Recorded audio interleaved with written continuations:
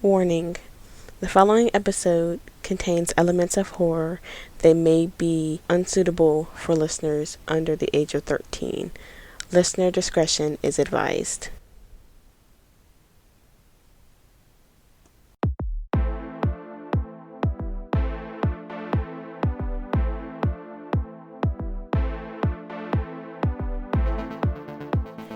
Welcome to Beyond the Bizarre, a podcast curated to all things, bizarre. My name is Brianna, and I will be sharing with you urban legends, lore, ghost stories, and more from around our planet.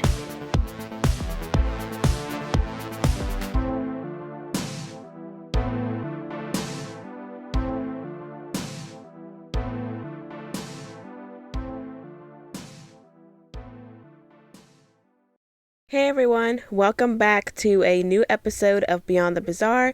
I'm Brianna, your host, and tonight I'm going to be sharing with you guys one of my favorite creepypasta stories. This creepypasta story is known as the Gallery of Henri Beauchamp.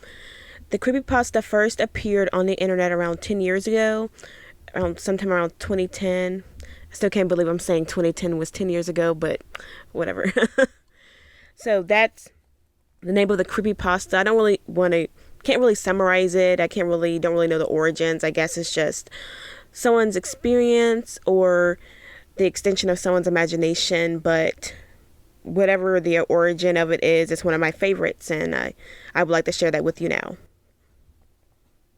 So with that being said, here's the creepypasta, the Gallery of Henri Beauchamp. If you go into this one tiny, dingy, one-story bar in Paris, and the right bartender is behind the counter that night, you might be able to see a very exclusive gallery show of the lost works of one Henri Beauchamp. But to get in, you have to prove you're a devotee of the artist. You'll be asked, in clear and perfect English, what would like to partake of this glorious night? Answer: absinthe. No matter what, any other drink, from whiskey to water, will kill you as you sleep. The next question will regard the type of absinthe, and you must answer one or two things. The stuff that man himself could not bear to take, or the good stuff, the best stuff. If you ask for any other absinthe in any other way, you will be plagued by nightmares for 13 days. Each night's dream will be more horrible than the last, until, upon the 13th dream, your nightmare will follow you every moment of your waking and sleeping life. Don't try and cheat the barkeep. The door locked behind you. You have to drink what he gives you, doom or not. That such a powerful man granted you audience should be enough. Besides, I've heard that the dying complimented his drinks in their death throes. If you make it that far before sealing your own fate, the bartender will say, "Be sure you handle this with care. This is the finest I have." From here, you may do one of two things. Say, word for word, "I overestimated my fortitude, and I bid you good eve." If the barkeep nods, you may leave the door you entered, unharmed and with nothing gained and nothing lost, except the time spent inside. Or, you can go on. You'll be given a glass with a 7-sided rim, with each side twisting ever so delicately around the basin until forming a sleek and simple handle. You will also receive a very, very, very special absinthe spoon in the shape of a key. The holes at the key's top serve as the draining point for the alcohol to pour over the sugar cube. And, of course, an unmarked bottle, stripped long ago of its label, scraps of paper sticking to its sides, covered in the rot of the decades past. The spoon is completely flat, but has two distinct sides. one with a groove along the shaft of the key and one without.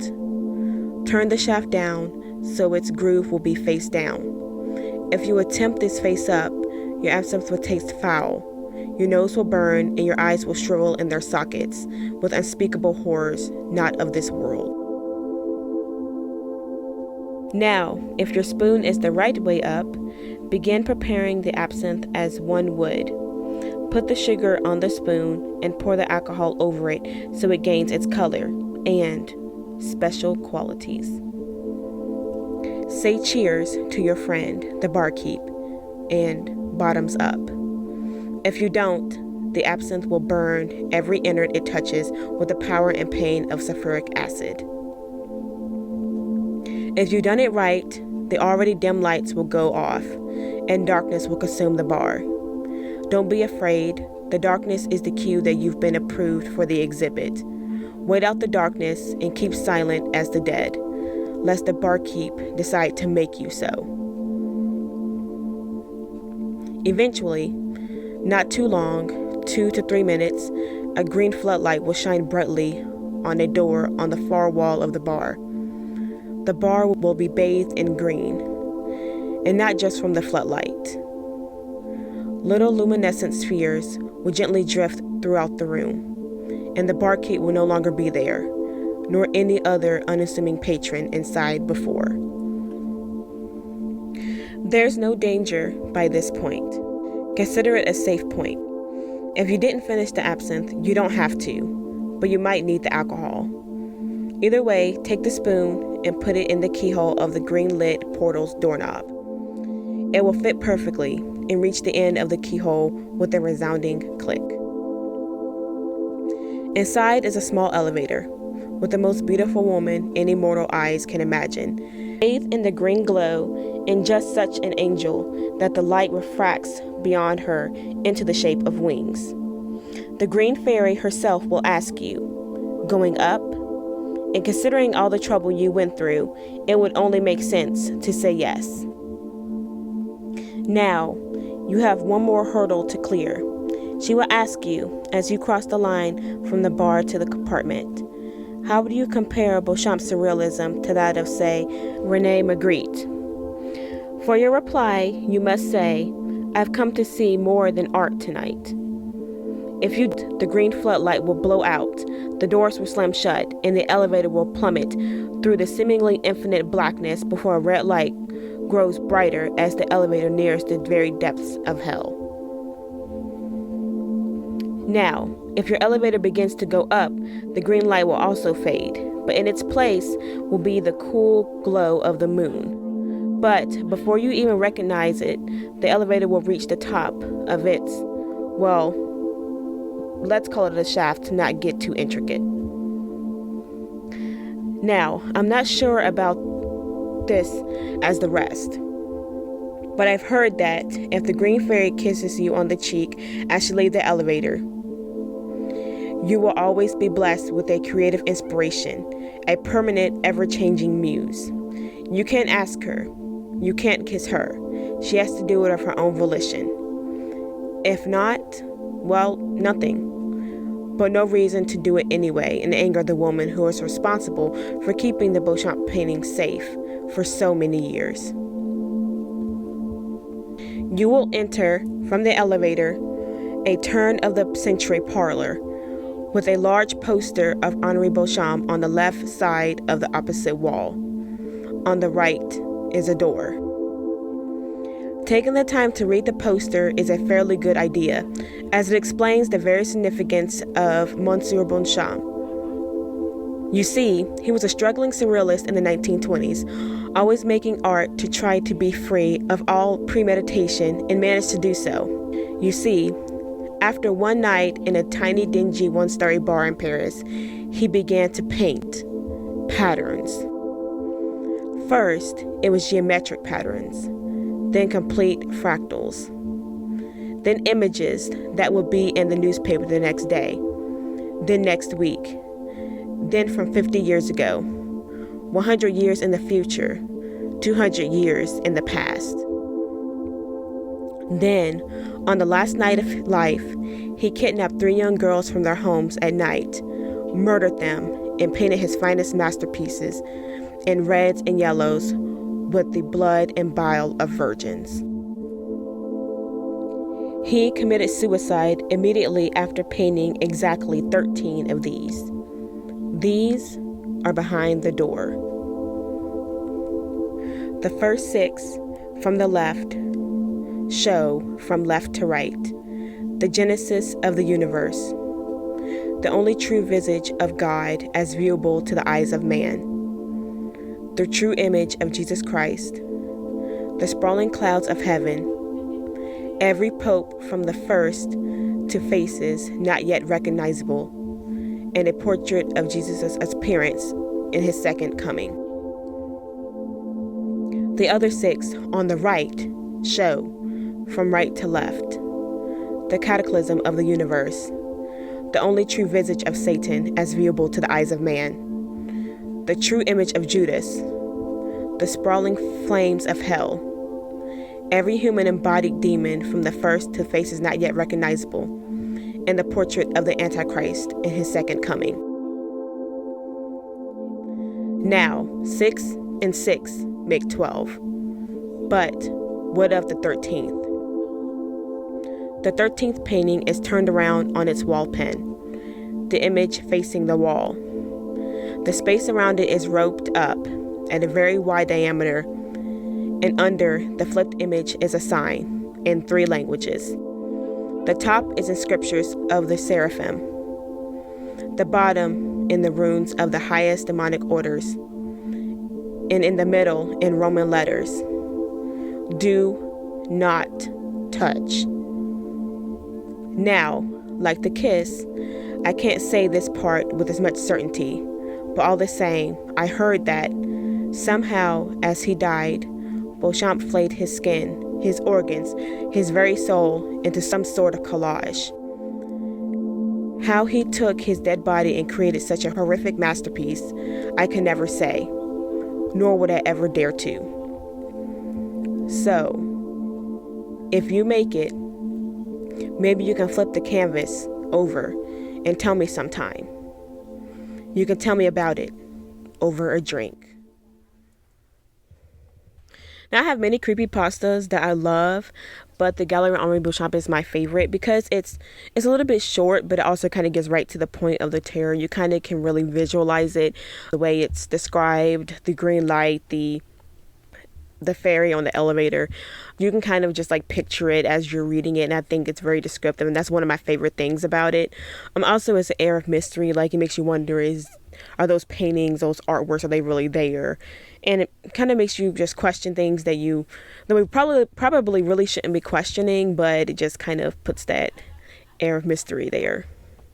I also like that it was kind of specific as to what you need to say to get through those steps, because like when you're trying to do something like that, I'm pretty sure it'll be hard to remember exactly what you're supposed to say, and it'd be easy to mess up.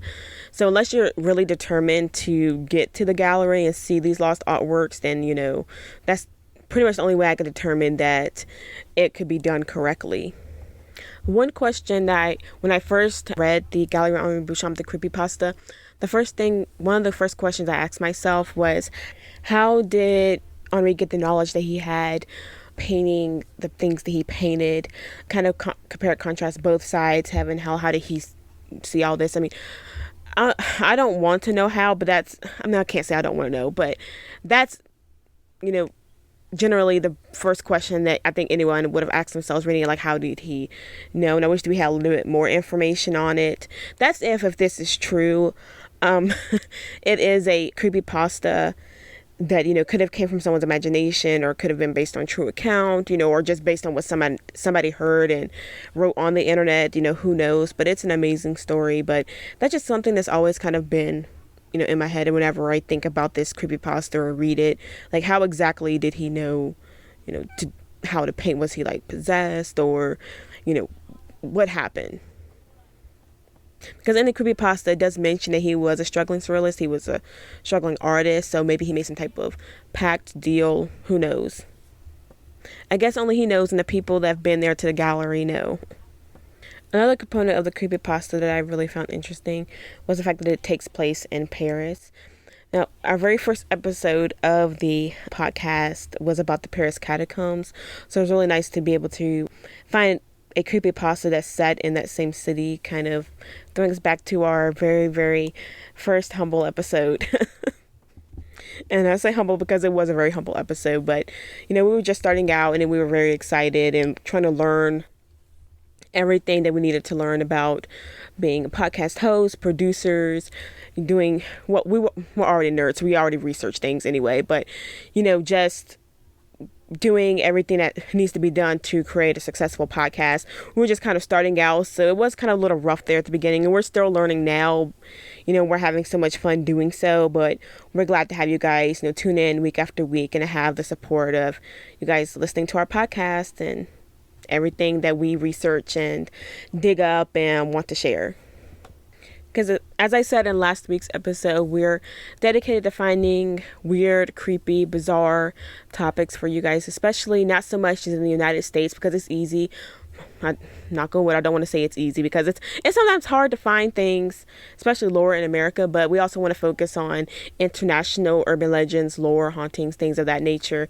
Kind of like to bring everything full circle and to educate you all on lore and urban legends you may not have heard from other countries such as Japan, India, Ireland, all these different beautiful places in the world. We want to bring you guys knowledge and lore, because with my favorite thing with lore is that it's most urban legends and lore is based on some form of truth. I find whenever there's any type of urban legend or some type of truth behind it, and that's why I usually love urban legends, because it's usually tied to something that's really, really 100% of the time, well, I'm not saying 100% of the time, 99% of the time is something cool. And or tragic. Tragedy can be cool sometimes. Sorry, that was a bit morbid. But yeah, we just want to continue to pull things from everywhere we can to, bring different knowledge to our audience. And that may be through extensive research, interviews, asking around. Last season we had done an episode on a local haunt here from our home state of Virginia, the Seven Gates of Hell. We did this episode on that, and that was really, really cool to hear more about it, because we kind of grew up knowing the legend. I was familiar with it, just being passed down through my family, but I learned a lot more from asking around to different people who really, really, really, really helped us get a lot more knowledge about it and a lot more foundation as to how it became the legend that it is today. In all honesty, that's what makes urban legends great, because it starts off with this simple story, but then it's passed down over time and more detail is added to it. More and more experiences are added to it. People go and investigate these legends, investigate these lores, do these rituals, challenges, what have you.